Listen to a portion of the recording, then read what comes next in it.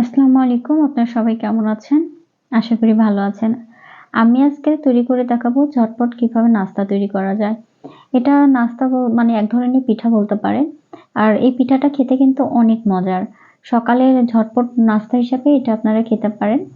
আর এটা যেকোনো চাটনির সঙ্গে পরিবেশন করবেন, দেখবেন খেতে অসাধারণ লাগবে আর যাকেই খাওয়াবেন সেই পছন্দ করবে। আর সকালে ঝটপট নাস্তা হিসেবে আমি মনে করি এই নাস্তাটা অনেক বেস্ট একটা নাস্তা। তো কথা না বাড়িয়ে আমরা মূল রেসিপিতে চলে যাব। আর যার আগে আপনাদের কাছে আমার রিকোয়েস্ট, আমার ভিডিওটা ভালো লেগে থাকলে অবশ্যই আমার ইউটিউব চ্যানেলটা সাবস্ক্রাইব করবেন এবং বেশি বেশি করে লাইক, কমেন্ট, শেয়ার করে দিবেন। আর যদি ফেসবুক পেজ থেকে দেখে থাকেন তবে অবশ্যই ফলো দিয়ে আমার পাশে থাকবেন। তো কথা না বাড়িয়ে এখন আমরা মূল রেসিপিতে চলে যাব। নাস্তাটা তৈরি করার জন্য আমি এখানে দিয়ে দিচ্ছি 1.5 কাপ ময়দা। আপনারা চাইলে আটা দিয়েও তৈরি করতে পারেন, তবে আমি আজকে ময়দা দিয়ে তৈরি করে দেখাবো। আমি এখানে 2 কাপ ময়দা নিয়ে নিলাম আর তার সাথে দিয়ে দিব স্বাদ মতো লবণ আর দিয়ে দিচ্ছি 2 টেবিল চামচ চিনি।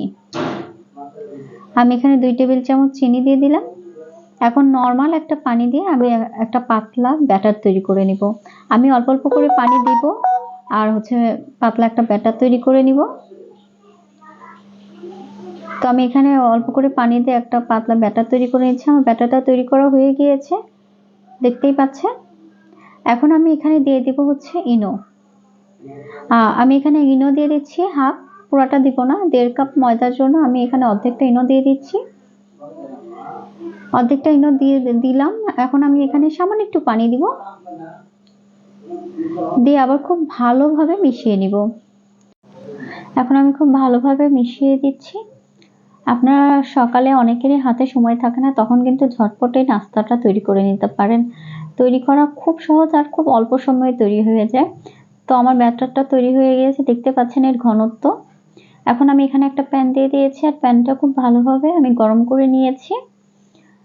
এখন আমি এর মধ্যে ব্যাটারটা দিয়ে দিব, দিয়ে কিছুক্ষণ অপেক্ষা করব। এই ব্যাটারটা দিয়ে কিছুক্ষণ অপেক্ষা করবেন, দেখবেন এর মধ্যে অনেক ছিদ্র তৈরি হয়ে যাবে। দেখছেন কত ছিদ্র হয়েছে। তো এটা আমার হয়ে গিয়েছে, আমি উঠিয়ে নিচ্ছি আর একটু কাছ থেকে দেখাচ্ছি, দেখেন কত ছিদ্রযুক্ত হয়েছে। তো আমার একটা নাস্তা তৈরি হয়ে গিয়েছে, আমি আরো কয়েকটা তৈরি করে আপনাদের দেখাচ্ছি। আমি আবারও সেম ভাবে ব্যাটার দিয়ে দিলাম, দিয়ে আবার কিছুক্ষণ অপেক্ষা করব।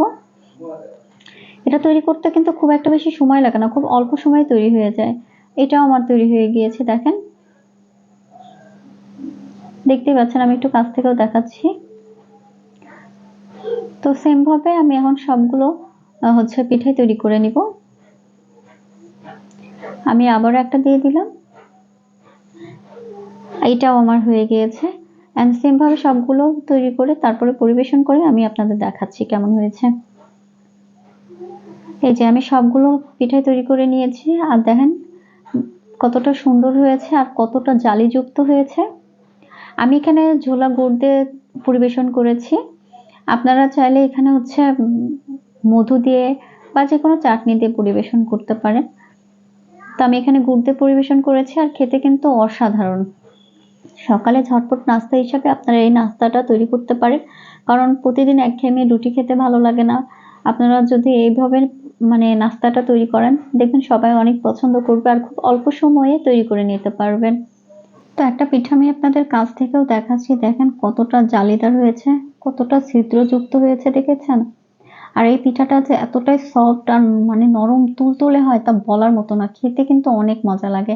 আপনারা কিন্তু এটা যে কোনো চাটনির সঙ্গে বা মাংসের ঝোল দিয়েও অবশ্য পরিবেশন করতে পারেন, খেতে কিন্তু অনেক মজা লাগবে।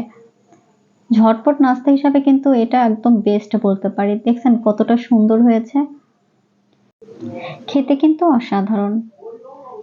তো আমার আজকের ভিডিওটা কেমন লাগলো অবশ্যই আমাকে কমেন্টসে জানাবেন আর বাসাতে একবার হলেও ট্রাই করবেন। দেখবেন ছোট বড় সবাই অনেক পছন্দ করবে আর ঝটপট নাস্তা হিসেবে তো এটার মানে কি বলবো, তুলনাই হয় না। তো আমার ভিডিওটা যদি ভালো লেগে থাকে অবশ্যই আমার ইউটিউব চ্যানেলটা সাবস্ক্রাইব করবেন এবং বেশি বেশি করে লাইক, কমেন্ট, শেয়ার করে দিবেন। আর পাশে থাকার বেল বাটনটা অন করে রাখবেন, যাতে আমি এরকম সুন্দর সুন্দর ভিডিও দেওয়ার সাথে সাথে আপনাদের কাছে নোটিফিকেশন পৌঁছে যায়। আর যদি ফেসবুক পেজ থেকে দেখে থাকেন তবে অবশ্যই ফলো দিয়ে আমার পাশে থাকবেন এবং বেশি বেশি করে লাইক, কমেন্ট, শেয়ার করে দিবেন। আর বাসাতে একবার হলেও ট্রাই করবেন। তো তো আজকে এই পর্যন্তই। সবাই ভালো থাকবেন, সুস্থ থাকবেন। আল্লাহ হাফেজ।